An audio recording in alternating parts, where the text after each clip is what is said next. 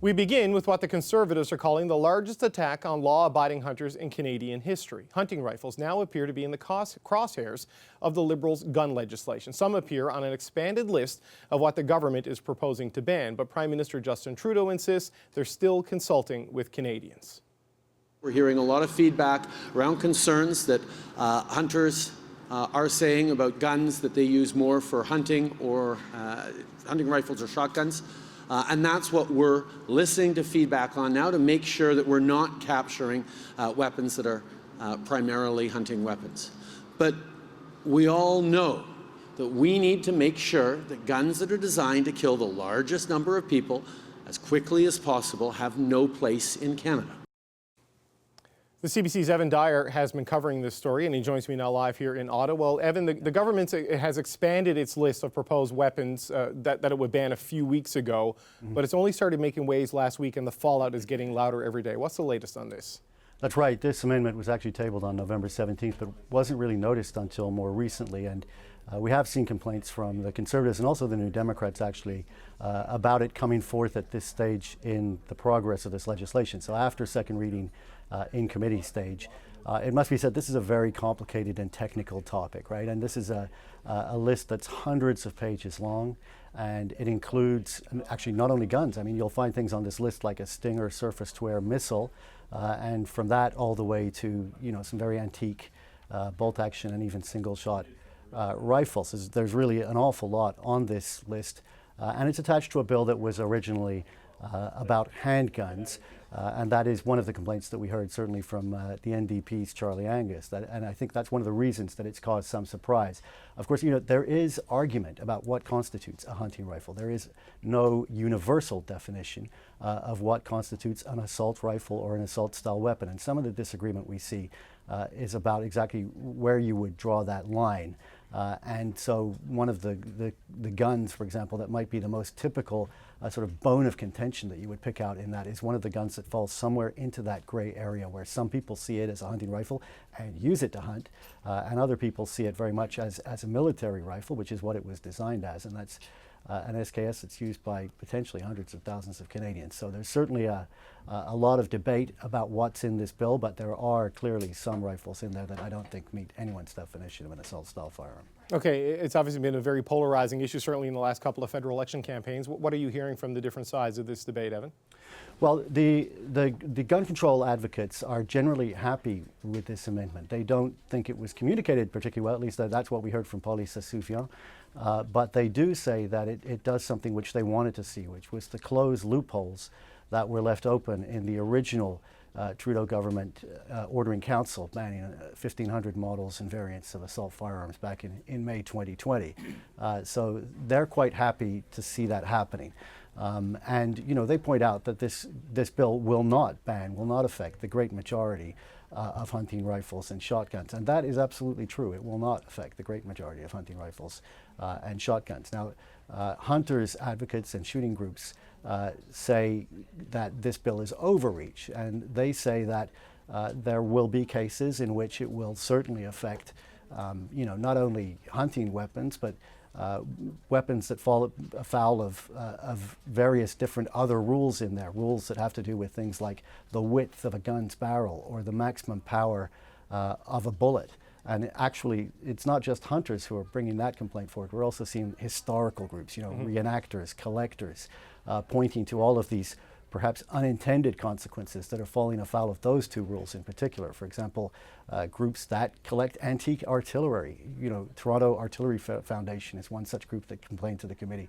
The Royal Canadian Artillery Foundation, groups that fire old cannons to mark, you know, gun salutes, 21 gun salutes on Remembrance Day, for example, are saying, will those activities be banned? Because as the law is currently drafted, it looks like they would.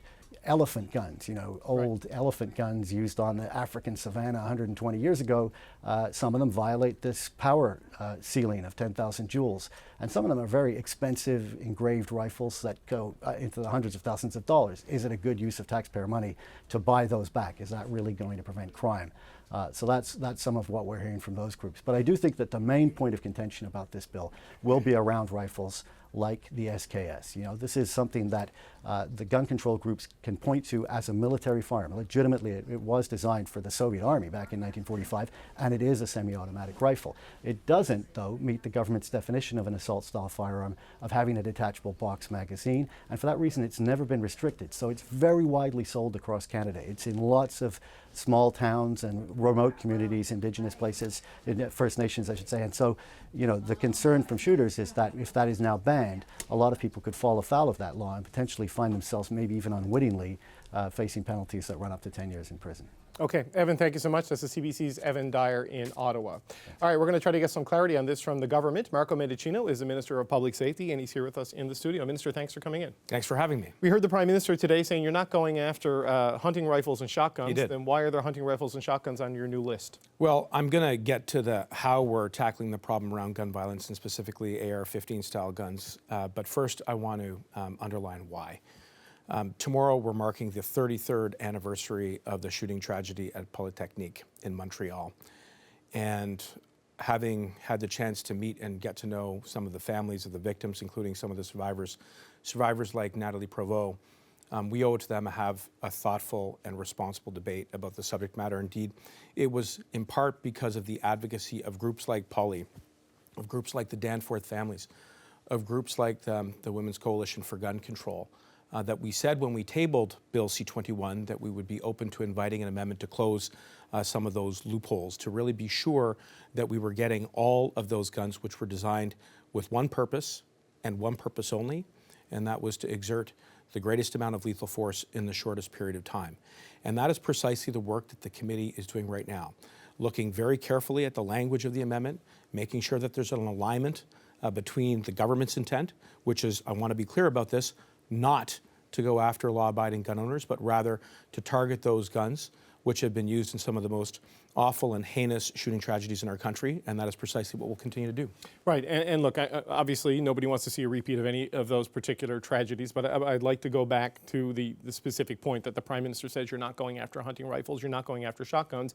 We are now seeing an amended list with what target shooters and hunters call hunting rifles and shotguns potentially being banned. Why are we in this situation? Well, I think it's important to recognize how our legislative process works. So this is a bill that was put forward by the government. It's now being studied by the Standing Committee for Public Safety. Members of that committee from the Liberal side have put forward an amendment in keeping with the commitment that we have made, that frankly that we have campaigned on, and frankly consistent with the law since May 2020 around an order in council that makes assault-style rifles illegal. As we get into the technical language, and admittedly it is a very detailed and very specific piece of legislation, which I see you holding there. I've got the amendments just right here. as there. It's like Exhibit A in our conversation. Right. The committee is doing its work.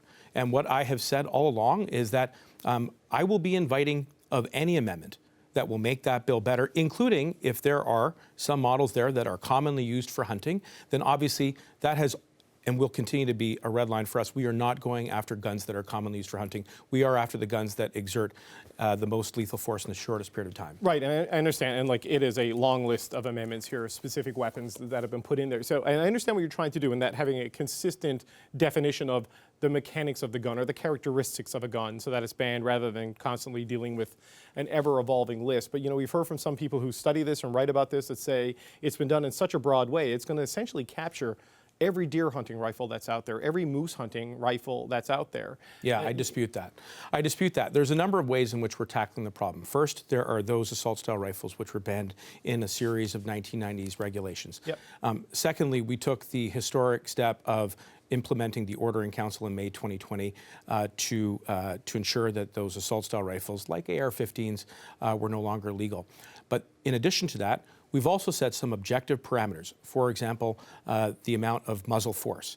So there is a 10,000 joule threshold. Yep. We also look at criteria like the bore diameter. So if your bore diameter exceeds 20 millimeters, then combined together, that meets a threshold. There are some other very technical provisions, and as they are applied, as you will read the amendment, there are explicit exemptions from that definition to meet with the government's intent, which is to say, if those guns are commonly used for hunting, then they will be exempted from the definition. So let's go with this one, the SKS, that Evan was talking about off the top of the show. Very popular hunting rifle, well used throughout the country. Yes, it was a military weapon in 1945. I mean, that's 70 years ago. So that's not in the same category or capacity as an AR-15 would be today. Under this as written, a lot of hunting advocates say the SKS is going to be banned by this. I mean, what do you say to those concerns about that particular popular, primarily hunting rifle? Well, you said it yourself. This was a gun that was designed for a battlefield. It was designed to ensure that the greatest amount of lethal force could be exercised in the shortest period of time. And I would also point out that in addition to that original purpose for which the SKS model was designed, it was also used very recently in the killing of 2 frontline police officers in South Simcoe. Now, there are a lot of guns that are not subject to the assault-style rifle bans, which still cause great harm and even loss of life, and that's wrong. And I want to be clear that Bill C-21 also does some other important things, like raise maximum sentences against hardened gun traffickers, like give police additional powers to bust up those networks that would traffic guns illegally across our border. My point to you is that we need to have a thoughtful debate, a principled debate, a debate that is based on the facts, and we are not getting the straight facts from the Conservative Party of Canada. Okay, and I appreciate that, and I don't want to, I'm going to press you on the SKS, and I don't want it to be seen as being insensitive to what happened with those police officers in Simcoe, because obviously any weapon... Awful. I went to the funeral. Of course. It's absolutely awful. But we've had to grieve far too often. Any gun can be used in a crime, right? Regardless of its, the various specifications, all this. And the SKS, yes, it was built for a battlefield, but a battlefield of 75, 80 years ago. I mean, how far back do you go? I mean, the Enfield was the most popular rifle for the Allies in the First World War. I mean, but that's a century ago. So, I mean, how far back do you go on this? It has evolved in its purpose to be a hunting rifle as opposed to a battlefield weapon. It's not used by the military anymore. So are you being overly broad in going after a rifle such as this, which is used overwhelmingly for hunting in this country? Look, it cannot be disputed that the original purpose for this gun was to be used during a wartime, not to be used in a community. But in 1945. But still, that was the original purpose, and we can agree to that. That is a fact. And we will continue to listen to experts. We will listen to law enforcement. We are working with the industry every single day. We are engaged with vendors. We are engaged with the hunting community. Just on Friday, I was in my colleague Sophie Chatel's riding a Pontiac, where I had a very good and reasonable discussion about this. And there is a way, I think, in which we can all rally around the united cause of eliminating gun violence, and particularly as it relates to those guns which were never designed for communities, which have no place in communities because they are, again, too dangerous by virtue of their force. But something like the SKS does have a place in communities, right? I'm sure if I went home to St. John's, I could ask my friends who moose hunt and stuff. Some of them may very well have this weapon. Certainly maybe in the Inuit and Innu communities of Labrador, they may have this gun as their prime form of hunting. So it belongs in community. It exists in communities, right?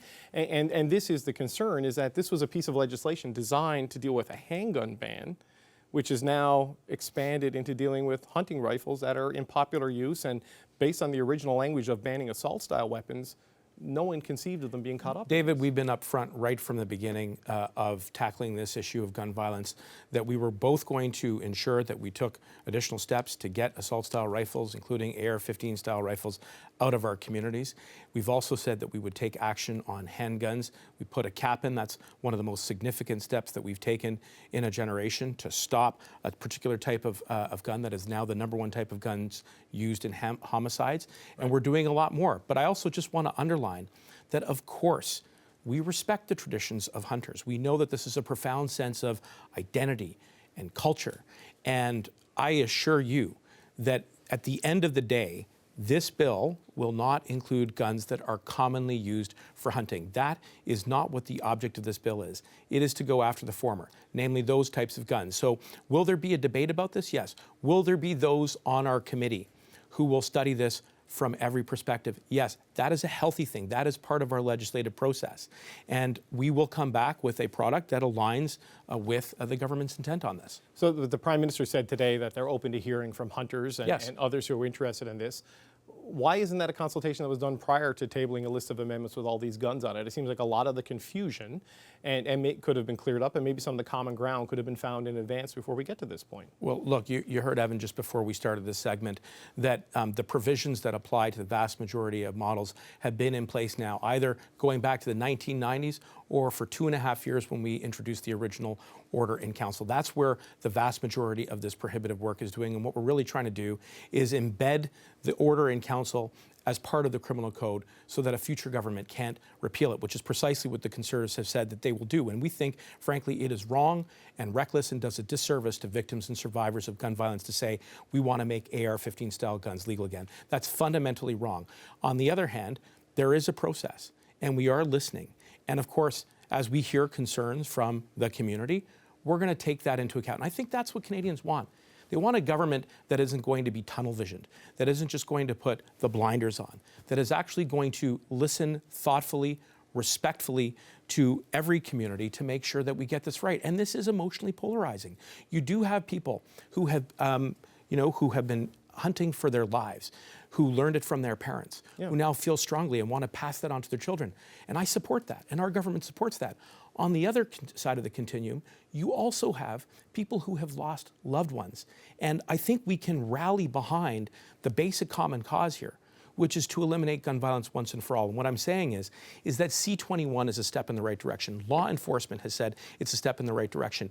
Reasonable, fair-minded Canadians who've looked at this bill think that it's a step in the right direction. We can do that and protect hunting traditions in this country. There is a big divide on this issue between urban and rural Canadians, right? And the Liberal Party is primarily, as constituted now, a party of overwhelmingly urban members of Parliament.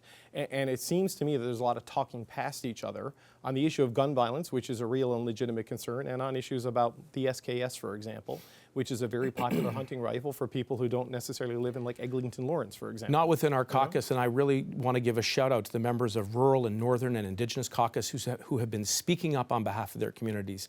And I know how important this is to them, and that's why I have said to them, and I've said frankly to the other opposition parties, that we will work with them. But here's what doesn't help. What doesn't help is when you have some special interest gun lobbyists like the Canadian Coalition for Firearms Rights going out there and exploiting the worst femicide in this country's history for profit. And I've called on the Conservative Party of Canada today to demand that the CCFR apologize and take down that promotional code referencing Polytechnique, which is just an absolute slap in the face to those victims. All that has done is it has been a tremendous insult and re-traumatizing to those victims and to those survivors on the eve of the 33rd anniversary of this tragedy, while at the same time short-circuiting debate. And we embrace debate. We know this is an emotional issue, but if we are thoughtful and principled and if we root our debate in facts, then we can get there. Okay, Minister Mendicino, thanks for coming in. Appreciate your time today. Thank you for having me. Okay, some of the debate over the government's proposed firearms legislation. Opposition MPs were listening in on my chat with the Minister, Marco Mendicino, last segment there, and are here to respond. Raquel Dancho is the Conservative public safety critic, and Peter Julian is the NDP House Leader. Thanks for coming in, gang. Appreciate it. Good to be here. Ms. Dancho, some assurances there from Minister Mendicino that when this is all done, when this is all finally passed, that widespread hunting rifles will not be banned. What's your reaction to what he had to say? Certainly don't believe him at all. For 2.5 weeks since this sneaky amendment was brought forward by the Liberals at the 11th hour of the debate on Bill C-21, they've been saying, oh, no, don't. This is conservative fear-mongering. There's no hunting rifles on here. But now, of course, we know, there are hunting rifles on here and shotguns. That's been widely established and recognized by hunters across the country, both in the Indigenous community and non-Indigenous community. So now, they're obviously feeling the heat from hunting communities. Now they're backtracking and saying, oh, well, we're going to look at it now. So which one is it? Is there no hunting rifles on here, or are there? So they're not being very clear with Canadians, and I feel that they're lying about this. Here's part of the challenge, I guess, and I pressed him on this a bit, but just because a rifle is used for hunting doesn't mean it's solely a hunting rifle. Do you know what I mean? It could have capacity that goes beyond the requirement to be a hunting rifle. So would you accept the possibility that a weapon that is popular by hunters may also need to be banned because of the legislation to deal with a assault-style weapons, as the Liberal calls them? I think that hunting rifles and shotguns that have been used widely by hunters for decades are hunting rifles and shotguns. They've established that by using them safely. These are licensed, trained, and tested and vetted Canadians and Indigenous hunters. You mentioned the SKS in that earlier segment with Minister Mendicino. That is one of the most popular firearms in the country, particularly in Indigenous communities, because it's affordable and it's good entry into hunting. So you're going to ban something that's almost ubiquitous in the hunting community. That's a hunting rifle ban. Peter Julian, I know the New Democrats have been upset by the process here, that a handgun bill has been used to expand the list of banned rifles,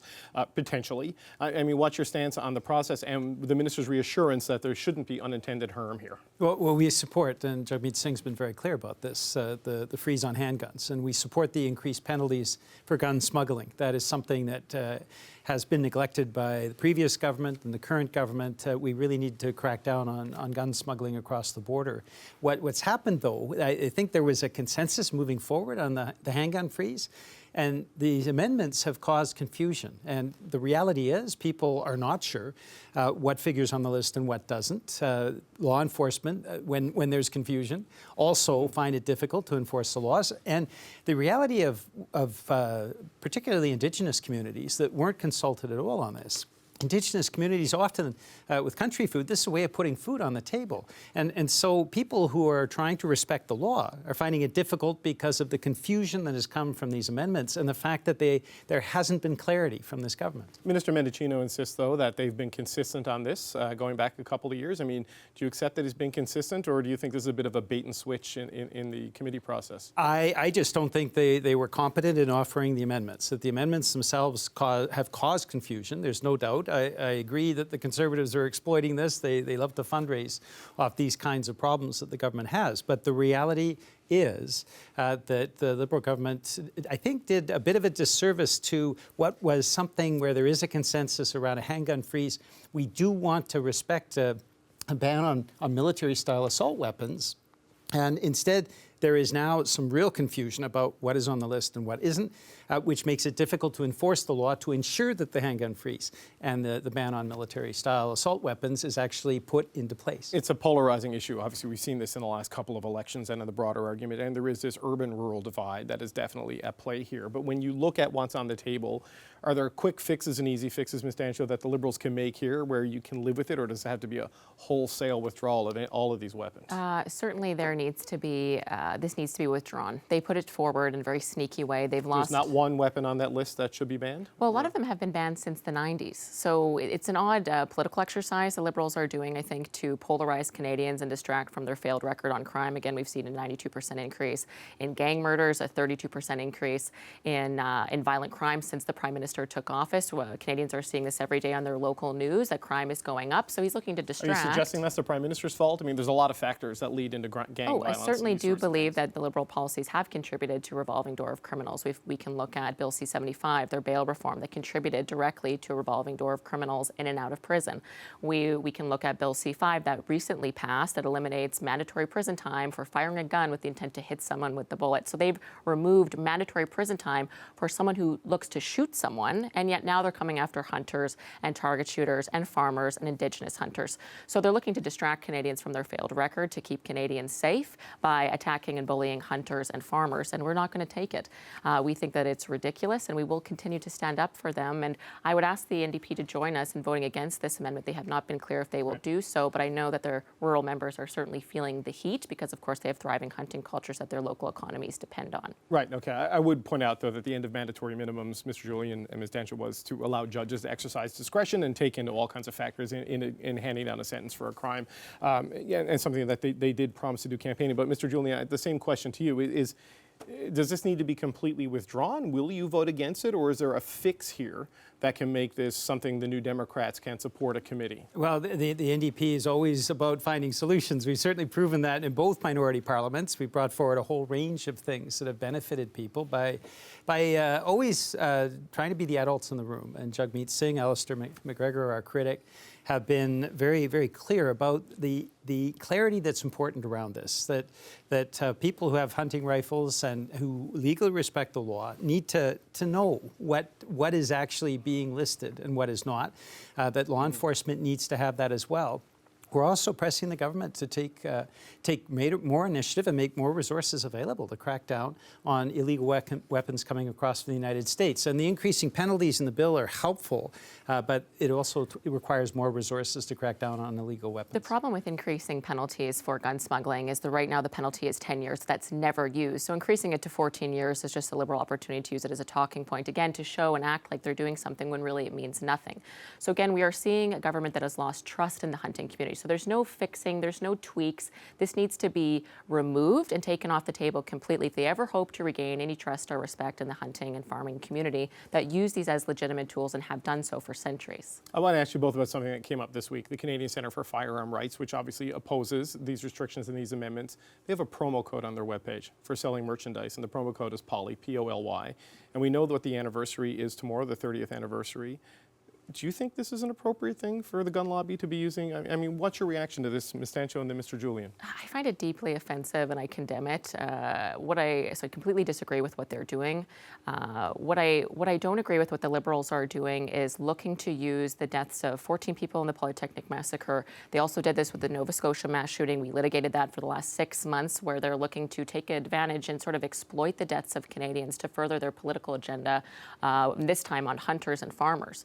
So we do find that that's very crass politics. We saw that today, the Liberal government, again, using the deaths of 14 women 33 years ago to further their agenda, and again, further distract from the fact that we have rising crime rates in this country that this bill and this amendment will do nothing to address. Promo code POLY, though.